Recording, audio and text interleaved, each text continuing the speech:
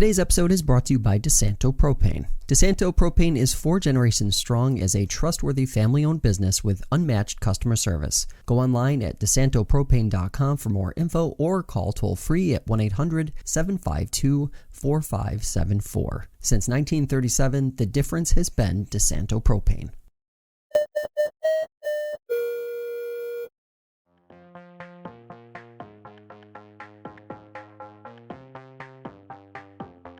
All right, today we continue our series previewing local elections across the Finger Lakes by catching up with one of the candidates running for Canandaigua City Council. Erich Dittmar joins me via Zoom. Erich, thanks so much for being here.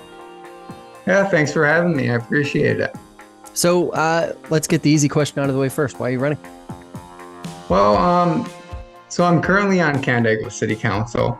I've been serving Ward 4 for about 4 years now, and I just feel like I have some momentum, and I'd like to continue that momentum into a second term. A little bit more, well, there's a lot of reasons I'm running, but my wife and I were lucky enough to welcome our first child, a daughter, into our family this January. So she's 9 months now, and I want Canandaigua to be a good place for her to grow up. It is now, but I want to continue the good work that City Council has been doing and make it a good place and an affordable place where she can grow up and thrive.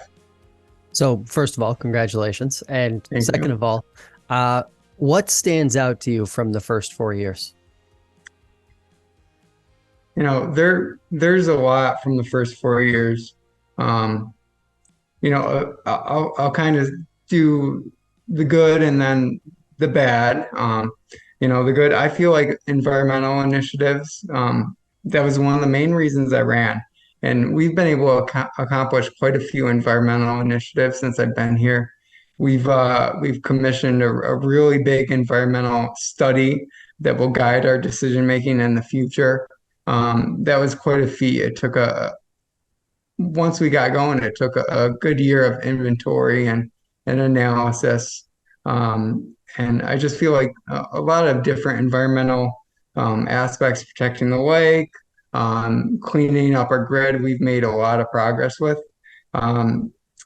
Something that I'm really going to be looking to do in my second term has to do with Sucker Brook and flooding and just overall being more ready for some of the environmental things that could happen to us, environmental hazards.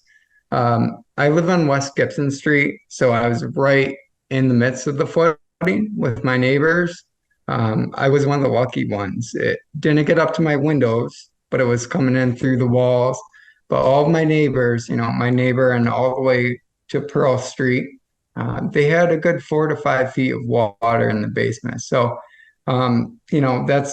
that's where I'm going to say that was the bad part, and just kind of, reconciling with that and dealing with that. It was hard on me and a lot of our neighbors. So that's going to be a main priority for me in the second term. How do we mitigate the flooding and other natural disasters?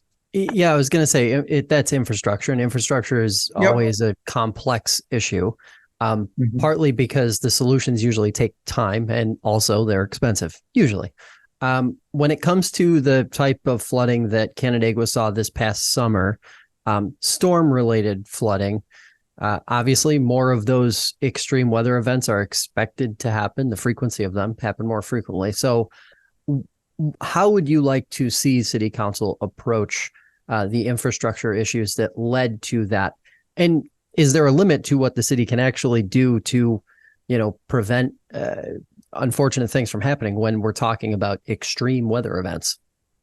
I mean, so I'll answer the second part of the question was the easiest. And yes, there is a limit to what we can do. We certainly can't stop the events. We got about 5 inches of rain in an hour, just a little north of us, that filled Sucker Brook. And there's not much we can do there that's going to keep Sucker Brook from going over the banks and flooding flooding the community. But there's certainly things we can do to lessen the intensity and lessen the damage. So we've already been working on this quite a bit, as you can probably imagine. We created a task force with the town of Canandaigua to kind of look at this problem. We're working with the Canandaigua Lake watershed to kind of identify some of the weak points in the infrastructure system. And really, we already know what the main solution to mitigation is going to be. And that's really developing more storage upstream. So I'm talking in the town of Canandaigua. And that's one of the reasons we're partnering with them. We're lucky that to be working with the Canandaigua Lake watershed. They've already identified, I believe, 9 sites, potential sites that we could use to create more floodwater storage. 2 of those sites have already been acted upon. So that leaves 7 sites. And so the task force is looking at how do we acquire some of this land, because it is in private hands. How do we acquire, and then how do we build it out? And we're also looking at where does the money come from? Because certainly, that's buying land and developing it for stormwater management is more money than the city and town have accessible. Fortunately, we're working with our state and federal partners to access some money. There's definitely going to be some money available tied to this event. So, that's what we're doing right now, and I look forward to continuing that work. And I feel like I have even more of I have a real experience with it because I was there that night. I was walking through the water. I was going into my neighbor's basements and trying to save what I could, taking animals out of the basement. So, that's a prerogative for me in the next term. So, and to finish up this term, we're still working on it. Yeah. Shifting gears a little bit, economic development is always something that is a talking point during elections. When you think about economic development and tapping into your experience over the last 4 years, what does successful economic development look like in the city of Canandaigua from your perspective? Yeah, so successful economic development in the city of Canandaigua. Just I want to be able to offer tourists and first and foremost our residents a variety of activities and experiences. Obviously, it's you want it to attract a large audience, so even outside the city, so that it does pull in the revenue and the tax dollars. I think development needs to be thoughtful. As far as our position on city council and economic development, we play a role, but we only go so far. There are a lot of things we can do to encourage the types of development we would like to see, but we are limited a lot in that. I feel like currently our main street at least has a wonderful mix of businesses and experiences for our residents and tourists. The lakefront, it's definitely, we've made some progress in the last few years, but there's a lot more to be made. So when we talk about the lakefront, a lot of people automatically think to that large parcel that was to be part of Pinnacle North, and now it's just kind of sitting there, and it's just a big empty lot. So that's where a lot of people go, and I would comment on the success of getting that land cleaned up because it was a hazard. So that at least it's cleaned up now. That is private land. So as I said, we play a little role in it, but ultimately it is going to be up to the developer and the person who purchases the land. We will certainly it will be made aware that we want it to be a mixed use land, commercial, residential, and we've certainly expressed to the current owners that we would like to see green space in there, something that's open and accessible to city residents. So EMS and fire service is something that whenever we hear from city residents, they're grateful for that the city does have the resources that it has for the services that it maintains. When it comes to maintaining those services over time, what are some of the things that you think about in terms of being able to continue providing the service that Canandaigua does currently provide city residents? yeah, so safety is a huge thing for me, and I've had enough experience with the fire department over the last 4 years, and Canandaigua Emergency Squad, just to know that they are of the utmost value to us and the service they provide. So the fire department is a direct city branch. So really, it's all about keeping our firefighters safe, giving them what they need so they can perform their job safely and effectively. Um, we just got a brand new ladder truck in. We waited on it 3 years, but it's finally in. We've redone the garage, we've redone the bay doors.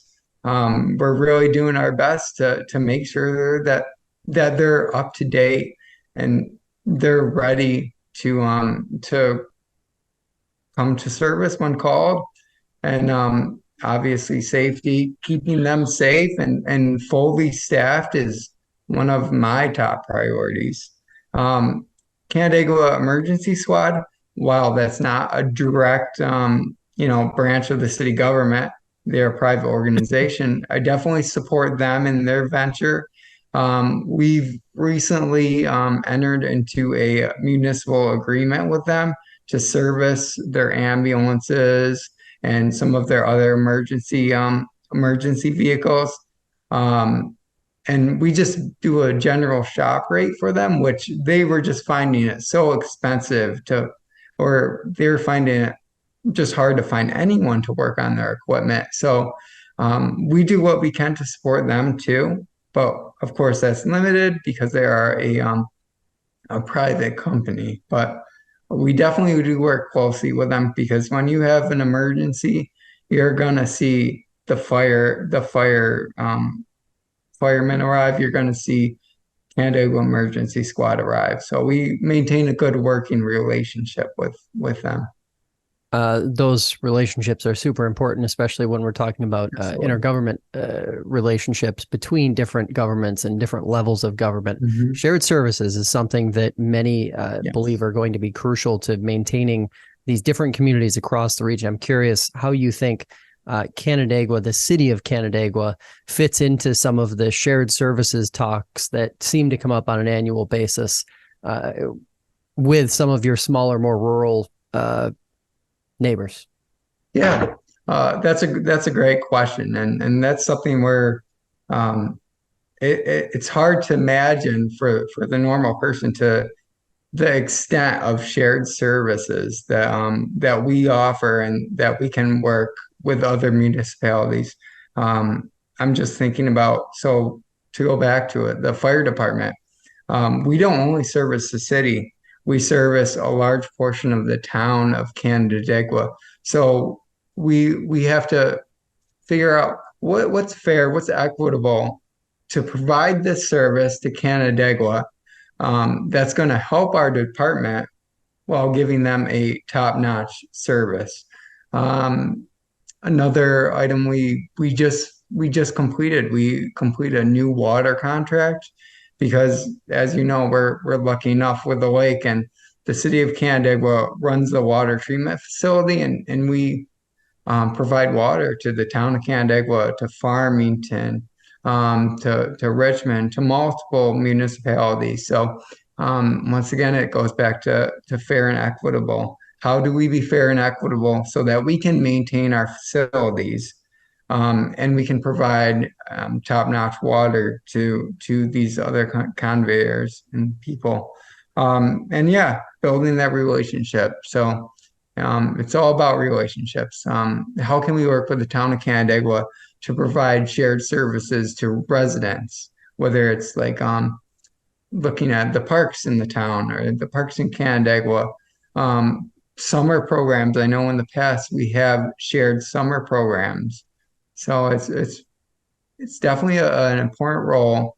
It can save costs, and it's always on my mind. So. Mhm. When you talk to folks in your neighborhood, folks in your ward, um, is it mostly flooding that they're talking to you about, or are there some other issues that are pretty high up on their priority list that they're sharing with you? Yeah, certainly. I do talk a lot about flooding, especially because I live right here.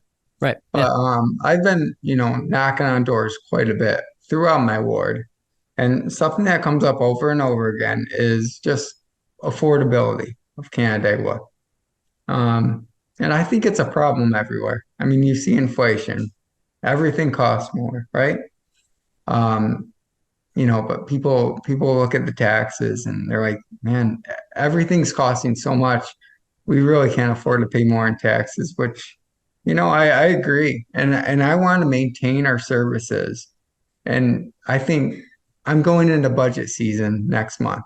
How do we maintain services and be creative and find ways so that we don't have to raise taxes?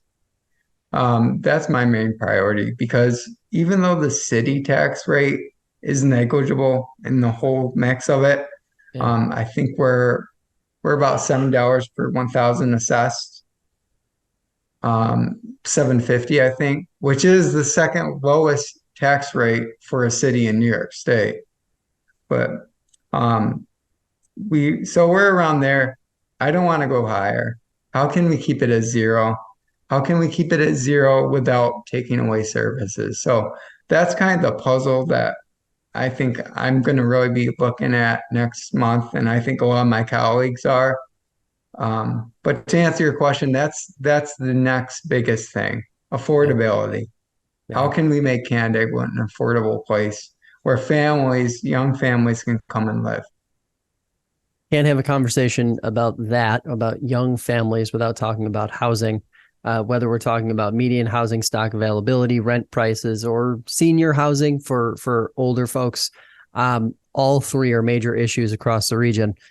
How would you like to see city council approach those issues now, knowing that the county has obviously gotten through with its own study and it's going to be probably moving forward with some different ideas or concepts to get the gears moving in a positive direction here across the whole county? Yeah, that's a challenge, isn't it? The housing stock in Canandaigua, it's pretty tight right now. And as far as what we have left to build out, it's not much. Um, so this question kind of brings me back to the last city council meeting we had, because there is an area and a little more towards the high school that a developer does own that's undeveloped right now. And he's come back to us over the years, I think the last 4 years, two times with different renditions. Um, and the reason that he's been pushed back to the table every time is because it's not what we're looking for. It's not affordable housing. A young family with a median income could not afford a $600,000 house. So what came out of the last meeting was, you know, more dense housing, garages facing forward rather than back. So we could get the housing density. And we just really held him to making a plan that's going to allow him to sell his units at the lowest possible cost. Um, so, I mean, just any housing we do build or do allow for a PUD, which is planned unit development, I think we need to focus on the affordability of housing because it's a tough place right now. It's hard to buy a house, and it's hard to pay rent month to month because that's expensive. as you know, that cost is crazy too. Yeah, I'm curious that I appreciate what you're saying there with city council trying to basically hold the developer accountable before they come to the table with a plan that actually fits with that vision, because it seems Mhm. like that isn't happening very often when a developer is coming to a town board or a city council or planning committee. They're Mhm. pretty much going with the project that will generate the most revenue. I'm curious, is that something that you think more governing bodies across the region need to be cognizant of moving forward? Is creating plans that are or allowing development that it's actually workable for the folks who are living there? Absolutely. And I think the only way that that's going to happen is the state has to put some teeth behind it. Yeah, Because, not every board is concerned about affordability. Um, they're concerned about the tax rate and what's going to drive their tax pool the highest. But I feel like there's a balance to be had because in order to get to this house pricing that is more affordable, it had to be the densest use possible. So, I mean, there's still going to be you're still going to have more. Sorry if you hear my daughter screaming. it's all She's good. upstairs playing with her mother. Um, All good. so, as I was saying, I feel like it can be a win-win because Yeah, to get to this affordable housing, uh, you have to build out denser, right? So that's more housing. So more housing at a lower rate can certainly make up for less housing at a higher price. So, right. but Uh, ultimately, I feel like the state has to, put some impetus on counties and municipalities to build out affordable housing or even just like median income housing. Yeah, absolutely. Last month, we saw a report that forecasts a 40% increase in seniors living in the Finger Lakes by 2040, while all the younger age groups are expected to decline between 7 and 14%. When you think about the operational challenges that would be posed by an aging population and Canandaigua in the context of city council, how should that be approached, and what challenges come to mind? Yeah, that's a good question. I mean, I I feel like to be a vibrant community, you want a mix. You definitely want a mix of younger families and um, so where that automatically brings me is to education because I am a special education teacher and well I was and now I'm an assistant principal at Wayne Finger Lakes BOCES. Just with declining numbers of school enrollment, that hits the schools hard. So what's the solution for that? I think it's in the amenities and it's in the way that you promote the business district and that you build out. Um, I mean, if you want people to come to your area, there has to be an attraction. There has to be, and there also has to be jobs. There has to be economic drivers. So I feel like we can work better with our county partners to bring that in. Because if you look around us, if you look at Syracuse, there's Micron, and if you look other places, if you look towards Rochester, with their photo technology, like they're bringing businesses. So what can Ontario County do to attract businesses to help bring people to our cities, to Canandaigua, to Geneva?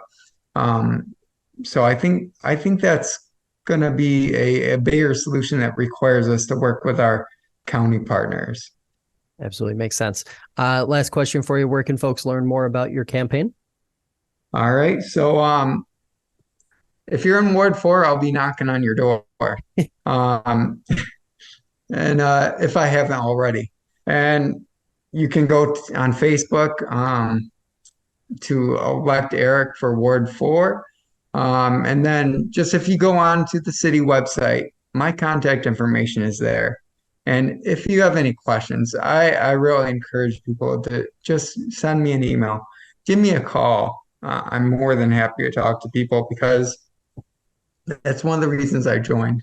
Not only for my interest of making this a livable place for me, my family, my daughter, but it's to help, to help people. So, um, and be responsive, and have a participatory governance. So that's the main thing. That's what I would want people to do.